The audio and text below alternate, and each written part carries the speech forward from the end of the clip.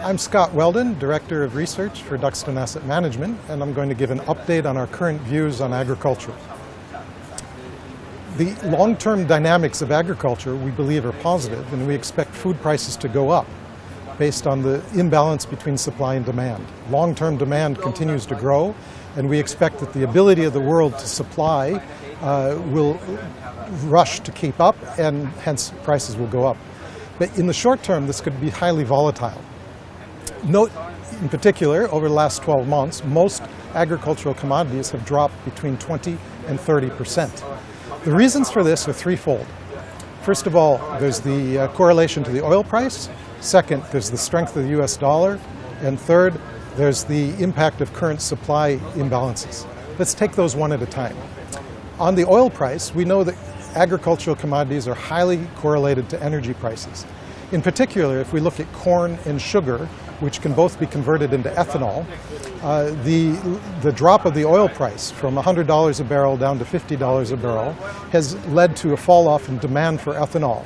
Hence, the corn stalks and the sugar stalks that were expected to be converted into biofuels are now in the food supply.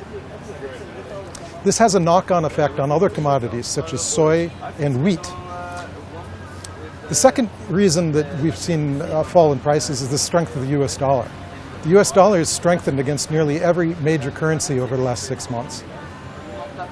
If we were to price the price of commodities in local currency, for example, sugar in the Brazilian real is down only slightly year on year, and wheat in Australian dollars also is down only slightly. The third reason that prices have come down recently is due to the large harvest of 2014 and the exceptionally strong expected harvest for 2015. Current consensus estimates is that weather will continue to be favorable, particularly in North America, where most of the corn crop is being produced. Therefore, our expectation for the rest of this year is that prices will remain approximately where they are today, and we won't see the long-term trend picking up until perhaps more than a year out. So in that context, how do we invest? We particularly like right now the fertilizer industry, because fertilizer producers, they get their sales based on the volume of product that they produce, and it's not so much linked to the prices of agricultural commodities per se. In particular, within the fertilizer space, we have the ammonia-based producers, nitrogen, and then there's phosphorus, and then there's potassium. It's the nitrogen ones that we like currently because of the oil price coming down, the cost of energy has come down. And energy input is the highest single cost in the production of their product. So the lower oil prices make them more profitable at the bottom line. And then within that space, we particularly like the company CF Industries. Why do we like that company? There's two reasons. One, they've recently increased their capacity.